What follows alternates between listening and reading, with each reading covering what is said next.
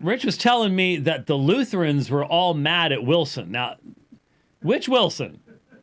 I'm like, okay, what did Doug do now to get the Lutherans mad at him? And it wasn't Doug Wilson. It was Ken Wilson. And the Lutherans are mad at the Wilsonans. And so I'm like, what are you talking about? And so he sent me this thing over, and there were some Lutherans, one in particular, who were really going after the stuff that has been said in this particular book right here. And I got in touch with the fellow, and he set me up with hours worth of stuff to read, just in what he sent me yesterday afternoon into this morning, which I haven't had time to do so because of everything else going on, and won't have time to for a while. But you know, he's been working on this subject for months, and he's sending me pages of Ambrose and Origen and Jerome, and saying, hey, look, now his focus is much more narrow than mine is. His focus is in what we're sort of hearing Wilson saying right now, Ken Wilson saying right now, in regards to Augustine's doctrine of baptism and how novel and new it ended up being. And he's saying, not only is that transparently untrue, and here's the documentation, but he's saying, and look, these references came straight from Ken Wilson's book. Here's the actual page. He's either left part of the quote out or gave you the exact opposite of what the quote actually said. And he's going, this is just really bad. And so I've been looking at some going, well, you know, I want to be able to verify all that stuff and check it all out. But there's some folks doing some digging going, and obviously, if the statement is made, look, no one understood John 3:5 the way Augustine did before Augustine, that is transparently untrue. That everybody should know that. But anyway, so once we get into reviewing portions of the book itself, that will obviously come to play there. But we are listening to an interview that took place in 2018. And the reason we're listening to the interview is it's easier to do in the book, actually. And it also establishes what the actual thesis of the dissertation is, because the interview was written before this book was written. In fact, from what is said in the interview, this book had not been thought of yet. So if Ken Wilson says X in this interview and X is here, then there is a direct connection established, and you can't go, well, you can't review that book. That doesn't really represent the other book. Well, actually, it does.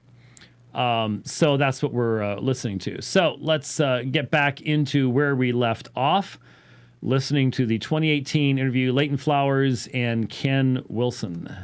And so he said, what's the difference between the two? It can only be the providence of God. Okay, I'm sorry. So he's talking about two children in Augustine's teaching.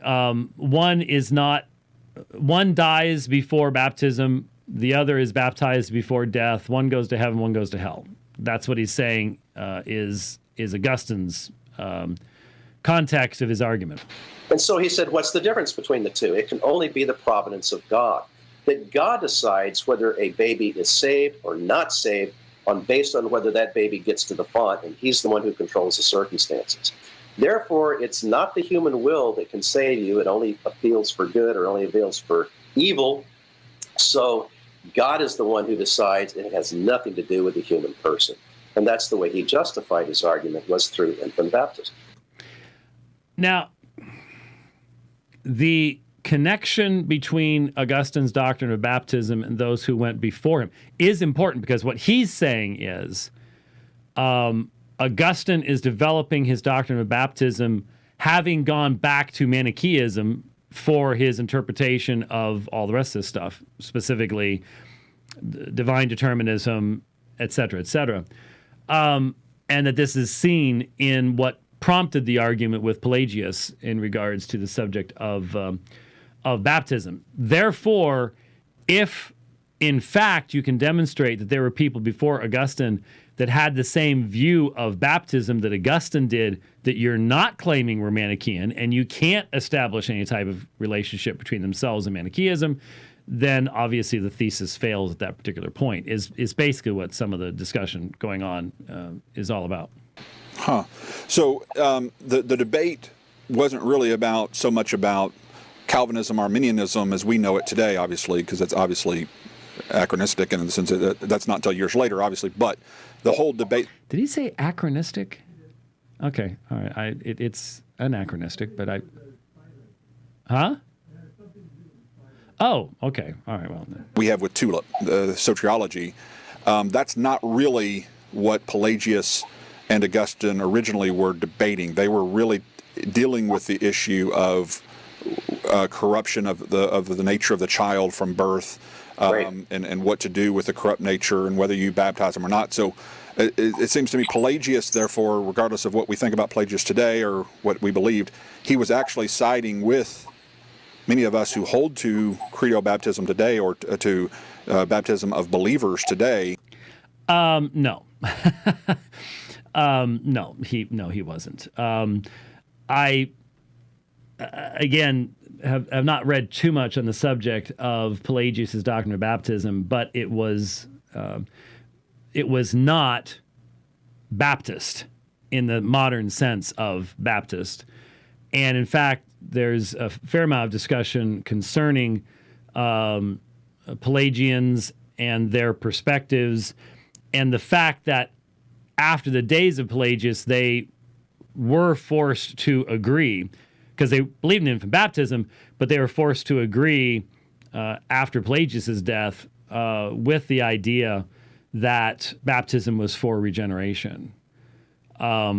So they were not doing the Southern Baptist way of baptism, okay? To try to say, yeah, he was actually on our side with all that, is again to engage in a extreme level of anachronism and transportation of context that is highly invalid. You're exactly right, Leighton. So Augustine's the one that came up with baptismal regeneration, that is salvific for them. Nobody else before then really articulated that way. Okay, that's what the Lutherans are taking apart. I've already read enough to realize, knew this already, especially when you look at John 3:5, that's just simply, I don't even know where you get that. I don't. I suppose I could see how you get a THM and not have really dealt with church history enough to know one way or the other on this. But there are so many references that once we get into it in the book, if we get that far in the book, can be provided that demonstrate that that's just simply not the case. Not even close. But Dr. Wilson is very, very, very confident about his statement. And so you're right. Pelagius didn't understand the baby being born as damned. He thought that they went to heaven because they had not sinned. And so everybody else believed that too. He had some other issues, but at least he was right on that aspect. See, the thing that should be catching our attention, the thing that should catch your attention, is when someone says, and everybody else believed that too. This is not how serious historians speak. Just go listen to, there's some great church history series that you can go listen to.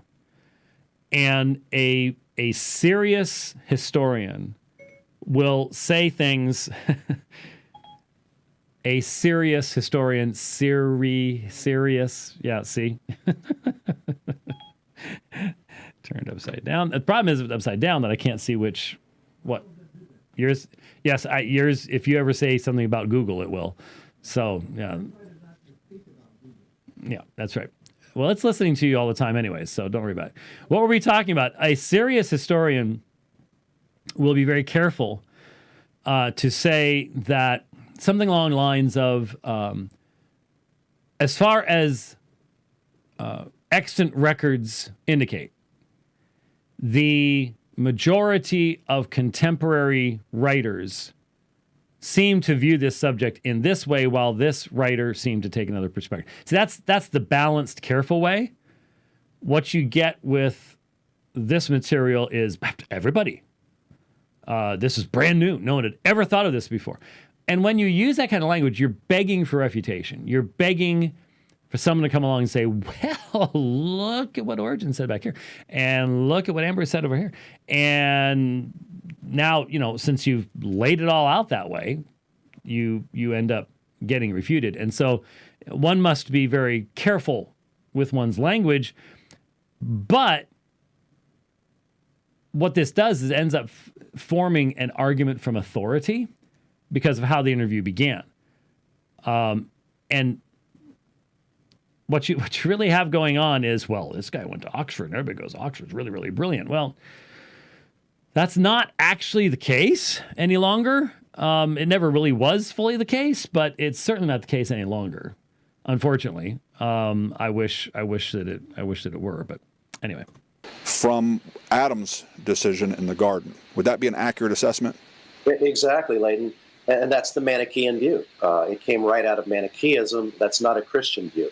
And Augustine, with his 10 years, picked that up and brought it into Christianity to fight the Pelagians. I must have messed up the color coding there. Let's see what the context was there, because it's important, because here is now Wilson saying this is the Manichaean view. It's been brought into Christianity. So remember, Manichaeism, fundamentally dualistic, no single deity who's the creator of all things, a mixture of Buddhism, Zoroastrianism, Gnosticism, and Christianity, a true jumble of things. And so let's see what the context was here. They are of an age where they can give an account. They are responsible, which means they have the ability to respond willingly or unwillingly to God's appeals, and therefore they're held responsible for their choices. That's what I mean by it, and that's what most people, generally speaking, intuitively would think of the word as responsible. But yes, when an Augustinian, as taught by him later in his life, or a Calvinist says, well, no, Leighton, we believe men are responsible too. They don't mean that. What they mean is that men can't respond willingly or positively to God's offers, but they're still culpable or held guilty because of the imputed guilt from Adam's decision in the garden. Would that be an accurate assessment? Okay, now this is important, because this gets us to Romans chapter 5. It gets us to federal headship. And this is a discussion of Christian theology. This is talking about how God deals with his creation. There is no way to address that particular subject within Manichaeism, because you don't have a single God. You don't have the one God who creates all things. Just like you don't have one Jesus. You've got multiple Jesuses. Okay? So, maybe this illustration will help. When we go out and witness to Mormons, as we have done for decades, we sometimes would discuss issues like the First Vision. We ever going to see those First Vision tracks? It's not like we really have to rush them right now, but Final Touch is good.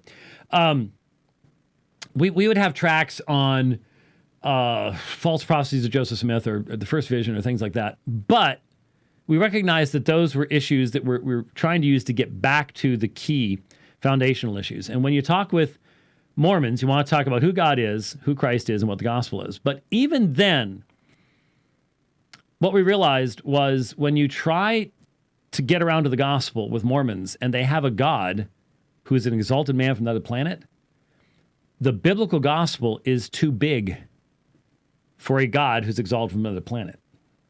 That's an insufficient basis for grace. You can't talk about grace if you've got a God who himself had to be the recipient of grace at some point in the past. And so there was even a hierarchy there. You've got to talk to the Mormon about who God is. You've got to present them with the God who created all things.